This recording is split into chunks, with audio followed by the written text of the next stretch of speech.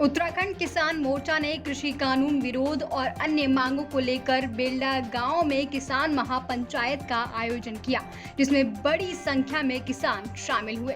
इस मौके पर उत्तराखंड किसान मोर्चा के राष्ट्रीय अध्यक्ष चौधरी गुलशन रोड ने जानकारी देते हुए बताया कि कृषि कानून का विरोध और अन्य मांगों को लेकर महापंचायत की गई है।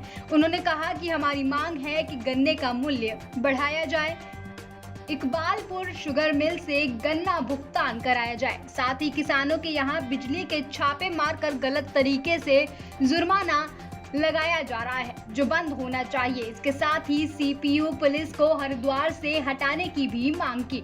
वहीं संयुक्त किसान मोर्चा की तरफ से महापंचायत में पहुंचे राजेंद्र आर्य ने बताया कि आने वाली 5 सितंबर को मुजफ्फरनगर में संयुक्त किसान मोर्चा की एक महापंचायत का आयोजन किया जा रहा है, जिसमें किसानों द्वारा आगे की रणनीति भी तय की जाएगी। उन्होंने कहा कि पिछले 9.5 महीने से किसान दिल्ली की सड़कों पर बड़े आंदोलन कर रहे हैं, लेकिन सरकार की कान पर जूं तक नहीं रेंग रहा है। उन्होंने कहा कि सरकार ने किसानों पर जो लाठी चार्ज किया है वो बहुत ही निंदनीय है। साथ ही इस आंदोलन में कई किसान शहीद भी हो चुके हैं। आगे उन्होंने कहा कि उन्होंने भी इस आंदोलन में लाठियां खाई हैं। अब किसान सरकार से आर पार की लड़ाई लड़ेगा। या तो सरकार किसानों की मांगों को पूरी कर दे, नहीं तो आने वाले समय में इसका खामियाजा सरकार को भुगतना पड़ेगा।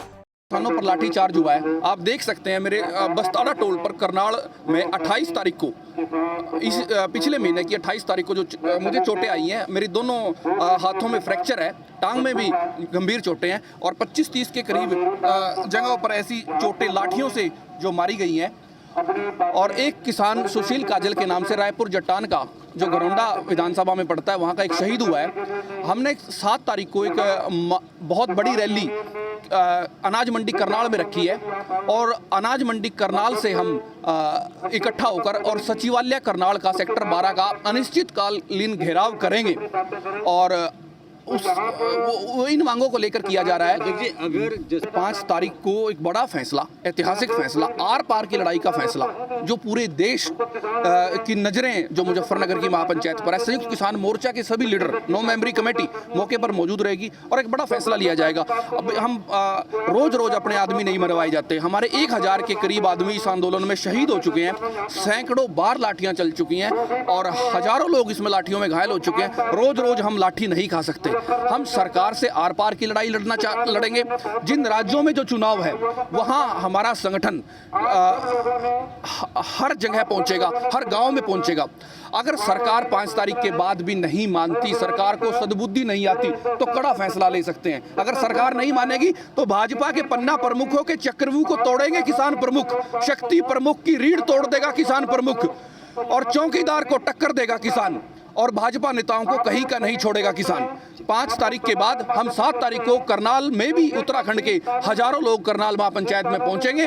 जो हम मांग की गई है, शहीद सुशील काजल जो करनाल में लाठीचार्ज के दौरान शहीद हुआ है, उसके परिवार को 25 लाख रुपए मुआवजा, उसके एक आश्रित को नौकरी और घायलों को 2-2 लाख रुपए का मुआवजा। और जो सबसे बड़ी मांग है हमारी संयुक्त किसान मोर्चा की, जिनको लेकर मुजफ्फरनगर में जो महापंचायत हो रही है, 3 काले कानूनों की शीघ्र वापसी और न्यूनतम समर्थन मूल्य पर दाना दाना खरीद गारंटी और भुगतान गारंटी का कानून। जब तक हमारे ये मांगे नहीं मानी जाती, कानून वापसी तभी घर वापसी। हमने अपने हर माँ को अपने एक बच्चे और नौजवान कहकर आए, माँ या तो दिल्ली बॉर्डर से कोई खबर खास आएगी, नहीं तो तेरे बेटे की लाश आएगी। हम आज उत्तराखंड किसान मोर्चे के द्वारा गांव बेल्डा में एक महापंचायत का आयोजन किया गया। इसमें हमारे जो 3 कृषि कानून है उनको लेकर तो यह है। इसके अलावा भी जो उत्तराखंड के जो मुद्दे जो इनसे किसान लगातार परेशान किया जा रहा है, वो भी एक 4-5 जो मुद्दे उनको लेकर भी ये पंचायत का आयोजन किया गया।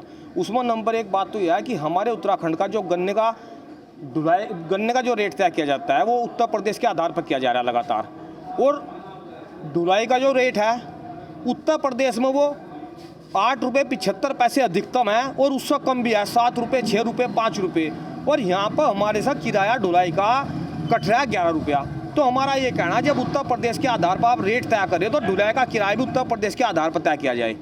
इसके अलावा इकबालपुर शुगर मिल का 180 करोड़ रुपया बकाया चल रहा है। कई सालों से सरकार प्रतिनिधि कोई बोल नहीं रहा, गन्ना मंत्री जिले के होने के बावजूद भी गन्ने का भुगतान नहीं हो पा रहा।